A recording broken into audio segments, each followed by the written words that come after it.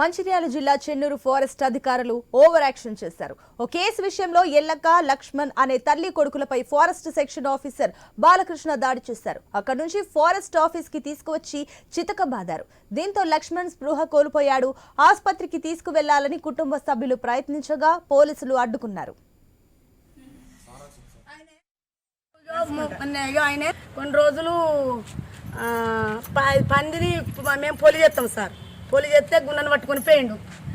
ఆసనాథం గున్నను పట్టుకొని పోతే సార్ ఆడ పంది పడ్డది, పొలంలో పంది పడ్డది సార్.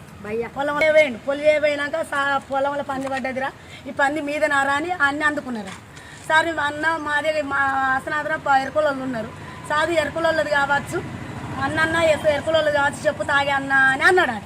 అన్నాక చెప్పు తాగే అన్నాక నా కొండవచ్చి తింటే తినిపోరా, తింటే తినిపో నువ్వు కొండబొమ్మని అన్నలే. రాంగ ఆసనాథ ఊళ్ళో పట్టినాడు సార్. పట్టుకొచ్చినాక అన్నాడు కదా పందిని కొండపోయి అక్కడ కాలబెట్టినాక మళ్ళా ఏం చేసినాడు కదా బండి తీసుకున్నారట. బండి తీసుకొని పందిని తీసుకోబొమ్మాయనని కూడా ఆయన తీసుకొచ్చి సార్లకు అప్పచెప్పిండట ఈయన మా ఆయన.